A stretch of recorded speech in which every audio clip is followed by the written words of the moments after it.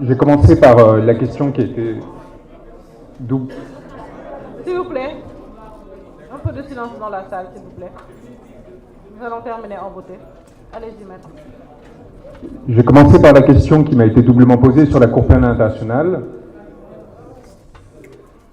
C'est un choix qui appartient aux autorités sénégalaises désormais. C'est à eux de décider s'ils poursuivent la voie que nous avons ouverte. Le dossier est ouvert à la CPI, de nombreuses victimes se sont constituées. S'ils décident de créer un mécanisme mixte sur le terrain sénégalais, le Sénégal a eu l'expérience des juridictions de cet ordre-là. Il l'avait fait même avec un ancien président tchadien, vous vous en souvenez, Hissène Habré. Ils ont des hommes de droit suffisamment qualifiés, dont certains ne se sont pas compromis. Ils sont rares. Mes confrères sont les premiers sur cette liste, qui peuvent mettre en œuvre ces mécaniques-là. Et il y a enfin le choix de l'impunité, qui était le choix qui avait été fait par Macky Sall, celui de cette loi d'amnistie, qui en effet, en l'état, empêcherait des poursuites sur le territoire national. Et donc il appartient à ces autorités de vous répondre. L'avocat, et ça me permet de répondre à la question du lien avec le peuple sénégalais, l'avocat est l'instrument de la volonté de son client.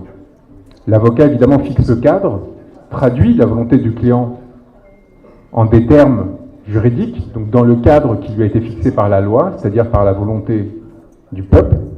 Et quand le client de l'avocat est Premier ministre de son pays, eh bien, il peut lui suggérer de prendre des initiatives pour changer cette loi, pour la faire évoluer, pour l'amener quelque part qui serve son intérêt politique, celui de son peuple, donc, ou y renoncer. Et donc, à partir de là, mon travail a été fait. Mon travail a été fait, la base juridique et factuelle a été établie. D'ailleurs, la communication a été rendue publique, pas ses annexes, pas les 700 pièces que nous avons recueillies grâce à un effort extraordinaire du peuple sénégalais lui-même, qui nous a aidés à recueillir partout sur le territoire. Et je pense que le moment le plus émouvant, parce que mon confrère parlait de souffrance, moi je n'ai pas du tout souffert dans cette aventure, y compris à Rebeuss. S'il vous plaît, derrière, s'il vous plaît. Y compris à Rebeuss, c'était pour moi un sentiment de fierté extraordinaire que de me trouver aux côtés d'un peuple qui s'était levé. Je pense que vous ne vous rendez peut-être pas compte, mais je pense que vous vous rendez compte, parce que vous avez tous connu des moments, et j'en ai connu un qu'en sortant de la conférence de presse dont parlait mon confrère, nous avons, en fuyant les voitures qui nous pistaient, vous parliez de Jack Bauer, mais c'est un moment où on a dû changer à plusieurs reprises de voiture, mettre en place toute une série de stratégies pour déjouer les filatures, stratégie qu'on avait déjà mise en place pour me faire venir au Sénégal et qu'on avait appris notamment avec Wikileaks.